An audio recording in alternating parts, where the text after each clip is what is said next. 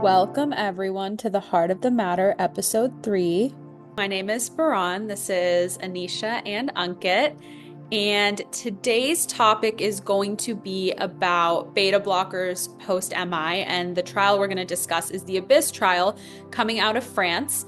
And the aim of this trial was to investigate if there's any safety or benefit to discontinuing beta blockers in our post-MI patients long term. So this is a topic that's huge in cardiology. We know that, as far back as the 80s, we have studies showing significant mortality benefit in initiating beta blockers in our post-MI patients. But we've had a lot of advancements in cardiology since then, especially in the realm of interventions with PCI. We've made a lot of advancements. And so a lot of times with our MIs, our focus is not as much medical therapy, but rather intervention. So as the times have changed, we're finding that maybe these things that we studied back in the 80s and 90s don't hold true today. And so we wonder to ourselves, is there any benefit in continuing beta blockers long term? Is there a harm to continuing it? And are we able to safely take our post-MI patients off of beta blockers if needed down the line? And so this is what this study is sort of trying to investigate. And just to note, this is an inferiority trial. So non-inferiority trial rather. So the concept of non-inferiority is that the alternative treatment that we're introducing is at least as effective as the current or standard treatment. So it's not trying to prove that anything's better, but rather that something is at least as good within a certain acceptable margin that we create. And that's typically based on previous trials, the general clinical consensus. And so that is the way that this study was built. And so we can talk a little bit more about the study design with Anisha. So the ABYSS trial was a multi-center non-inferiority trial that was conducted at 49 different sites in France, as Bourann mentioned. So the patient population that was included in this trial really stands out to me because it's very inclusive. They all have a history of a myocardial infarction at least 6 months before enrollment. They were treated with the beta blocker, and it's regardless of the agent or the dose. Their exclusion criteria was anybody that had an EF of less than 40%, any cardiac event during the 6 months before enrollment, and or any other primary indication for beta blockade, including arrhythmia, migraines, systolic heart failure, or uncontrolled hypertension. So the intervention that they did was they randomized to either interruption of the beta blocker or continuation of the beta blocker at the same dose.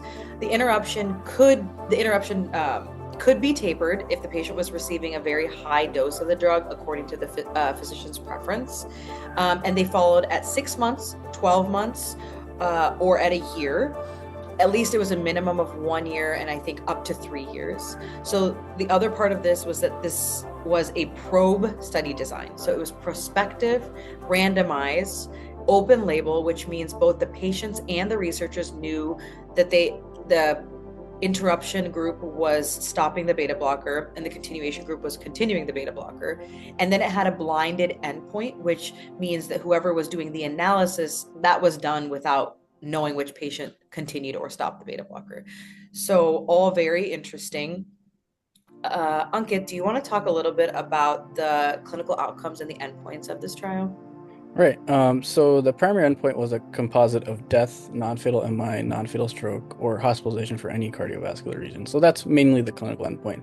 The secondary endpoint was a more functional endpoint, assessing quality of life at baseline and then at 6 and 12 months after the intervention. And so going into the actual outcomes, so the primary endpoint events, they occurred in 23.8% of the interruption group versus 21.1% of the continuation group. So it was an absolute difference of about 2.8%. The secondary outcomes, which we talked about earlier, evaluating death, MI, hospitalization for any cardiovascular reasons, and stroke were pretty similar amongst the two groups. The one that was different and drove most of the difference in the primary endpoint was actually the hospitalization and the cardiovascular causes. It was 18.9% in the interruption group versus 16.6% in the continuation group. So an absolute difference of about 2.3%. Additionally, there was actually a numerical increase in the amount of recurrent angina that did occur, and then also the hospitalizations for any coronary related conditions or any coronary procedures that were done. Going back to the functional endpoint that we talked about earlier, the quality of life endpoint, there was actually no difference between baseline in both the continuation or the interruption group. However, importantly, which we kind of go back to what Anisha was saying, the probe study design, this functional outcome was not blinded, so they did know what group they were in, so that could have affected the results of that specific outcome as well. So to summarize, and to bring this all back together, so it looks like the composite clinical outcomes in the interruption group compared to the continuation group was slightly worse, and the quality of life in the interruption group was not any better than patients who continued on with beta blockers. So talking about our discussion, so there are a couple of things that we talked about before this and that we wanted to touch on. So the first thing was the type of beta blockers that they use in this trial, and then the other thing was how generalizable is it truly to our population that we take care of. So I wanted to give the platform to you guys to see what you guys thought about it. So the thing that stands out to me is the patient population in France is just very different from the patient population in the United States. We had some data to see kind of the comorbidities that existed within the patient population that they included in the trial. It was significantly less incidence of type 2 diabetes, significantly less incidence of hypertension and hyperlipidemia compared to our patient population, anecdotally what we see. And additionally, I think that we just have significant more diversity of socioeconomic status, access to healthcare in the United States. So, already we have that significant difference. So then we have this trial that says that, that there is some benefit to continuation of beta blockers in their patient population. In my opinion, this just really drives home that I would like to continue beta blockers in our patient population as well, because they have so many more comorbidities, have other like socioeconomic factors. They have all these things that I think they could really benefit from continued use of beta blockers. And then I would only really think about stopping them if they were having significant side effects or any kind of other concerns that they had about using them, or if I didn't feel like it was appropriate anymore. But it just really reinforces that yes, this isn't necessarily applicable to our patient population, but when I think about it, I would be even less likely to discontinue beta blockers. Bourann, do you want to talk a little bit about the types of beta blockers that they used in this trial? Yeah, and I think that is probably one of the other big points that makes us wonder if we can generalize the data from France over to our patient population here in the US, which is that the beta blockers that are primarily used in France and possibly the rest of Europe, which may be their standard, we really do not use in the United States as commonly at all.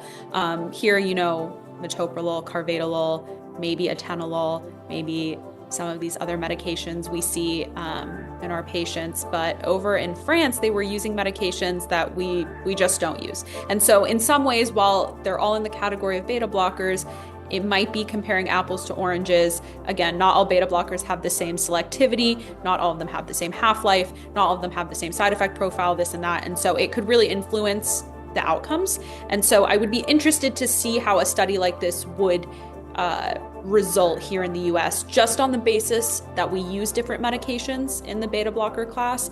Again, like you said, because we have such a different patient population, and our demographics within our patient population in terms of comorbidities is definitely different. I think France, as we said, is probably a more homogenous population than ours is. And so these are two main factors that make it difficult to take the data from this and apply it over here.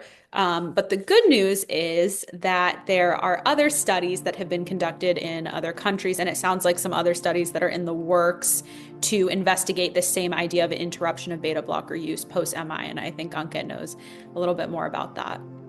Yeah, so there was one study that came out of Denmark, or at least primarily Denmark. It was called the reduced AMI trial.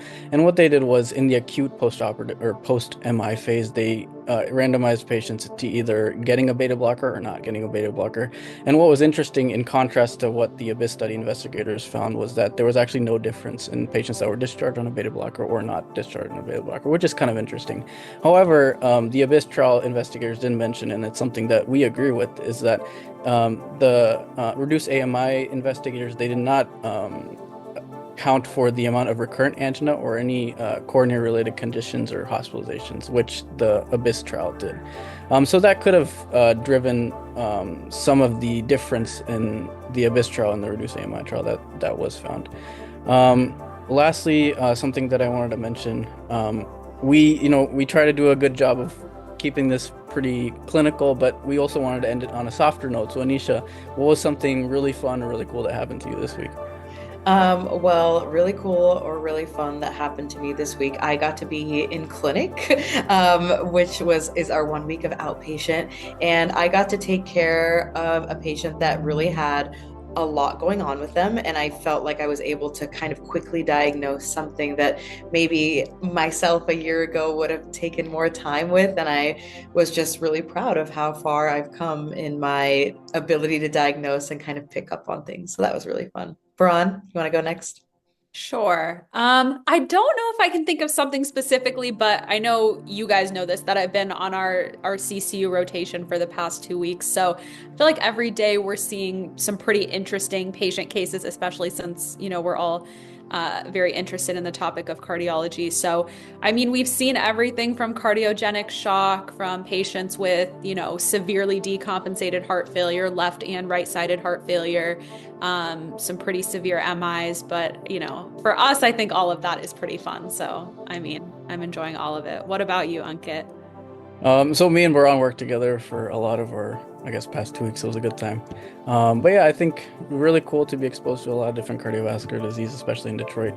And I'm finally getting on clinic, so I kind of needed a break. So it's nice to kind of decompress. So that was my fun thing. So you have something to look forward to. Something to look forward to. Yeah.